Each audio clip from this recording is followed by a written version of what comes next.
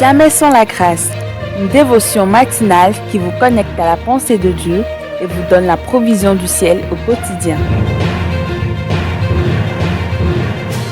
Bonjour chers amis, chers internautes, chers téléspectateurs, nouvelle journée, nouvelle provision, bienvenue dans cette dernière dévotion de cette semaine, une semaine très riche, une semaine très émouvante, si je me fie aussi non seulement à ce que le Seigneur nous a dit au travers de ses paroles, mais aussi au travers des retours que vous nous faites, au travers de vos commentaires, au travers de vos apports. Je vois que le Seigneur nous parle, un point sensible a été vraiment touché, ou pour ne pas dire, des points ont été vraiment touchés cette semaine.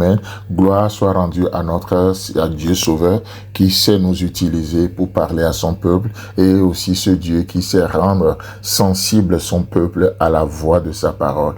Seigneur, nous te bénissons. Nous te disons merci pour ton œuvre dans nos cœurs, dans nos vies. Amen.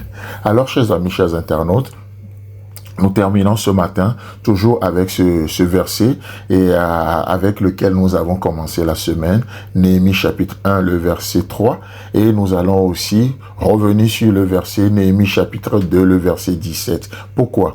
Parce que d'abord je nous lis ces deux versets et vous allez mieux comprendre. Néhémie chapitre 1, le verset 3, il est dit, ils me répondirent, ceux qui sont restés de la captivité sont là dans la province au comble du malheur et de l'opprobre. Les murailles de Jérusalem sont en ruine et ses portes sont consumées par le feu. Amen. Alors, le deuxième verset que j'ai annoncé, c'est Néhémie chapitre 2, le verset 17. Et je leur dis alors, vous voyez le malheureux état où nous sommes. Jérusalem est détruite et ses portes sont consumées par le feu. Venez, rebâtissons la muraille de Jérusalem et nous ne serons plus dans l'opprobre. Qu'est-ce que j'aimerais dire en combinant ces deux versets? Dans Néhémie chapitre 1, le verset 3 et Néhémie chapitre 2, le verset 17, il nous est parlé des portes de Jérusalem qui sont consumées par le feu. Les portes de Jérusalem qui sont consumées par le feu. Bien que dans ce contexte, cela soit l'œuvre de l'ennemi qui a envoyé le feu pour détruire, l'ennemi qui consume les portes, les murailles de la ville. Donc le contexte, c'est l'ennemi, d'accord? Donc bien que, comme je le disais dans ce contexte, cela soit l'œuvre de l'ennemi, vous savez, dans nos vies, ce n'est pas toujours le cas. J'aimerais quand même relever cet aspect-là. Dans nos vies, ce n'est pas toujours le cas. Vous savez pourquoi? Parce que notre Dieu est aussi un feu dévorant. Notre Dieu se présente aussi à nous comme étant un feu dévorant qui consume des choses. Nous voyons ça dans Deutéronome chapitre 4, le verset 24, et Deutéronome chapitre 9, le verset 3. Et on peut le voir, on le voit dans plein d'autres passages encore. Mais je vous donne que ces deux versets-là. D'accord? Donc, dans le contexte de Néhémie, le feu qui consume les portes et les murailles de Jérusalem sont l'œuvre de l'ennemi, qui ruine tout sur son passage, qui détruit. L'ennemi qui ne vient que pour détruire, tuer et égorger. Mais je dis que parfois dans nos vies, ce n'est pas toujours le cas.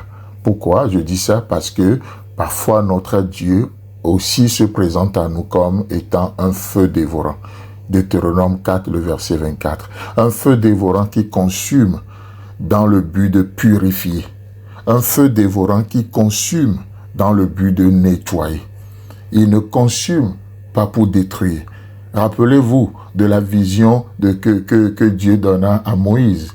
Le buisson ardent qui se consumait, le feu qui brûlait, mais le buisson ne se consumait pas. Ça, c'est notre Dieu. D'accord? Et cela parle je vais en venir, mais en tout cas plus tard dans l'émondage, ce Dieu qui intervient, qui fait une œuvre dans nos vies. Voyez-vous, le feu qui consume, mais dans le but de purifier, dans le but de nettoyer. Dans ce cas, ce que nous avons à bâtir est notre bonne attitude de cœur. Pour ne pas essayer, écoutez bien ça, pour ne pas essayer de ressusciter ce que Dieu essaie de tuer. D'accord? Si ce feu dévorant est l'Éternel, qui consume des choses dans nos vies, ça veut dire que l'Éternel veut nous purifier. Ça veut dire que l'Éternel veut nettoyer nos vies. Et si le feu là vient de l'Éternel, alors ce que vous avez, ce que nous avons à bâtir, c'est une bonne attitude de cœur. pour ne pas essayer de ressusciter ce que l'Éternel essaie de tuer dans nos vies. D'accord? Donc c'est un feu de sanctification, appelé encore l'émondage. D'accord? Appelé encore l'émondage, afin que nous portions encore beaucoup plus de fruits. Et ça, nous le voyons dans Jean chapitre 15, le verset 2. Chers amis, chers internautes, que Dieu nous donne du discernement pour discerner l'authenticité, le contenu de ce feu. Que Dieu vous bénisse. Si vous avez aimé cette émission, parlez-en à vos amis. Parlez-leur du message de la grâce et de ce qu'il fait dans vos vies. Pour un sujet de prière, une question ou pour devenir partenaire, contactez-nous au 00229 94 75 80 20. Que Dieu vous bénisse et à la prochaine. En attendant, pensez avec Dieu.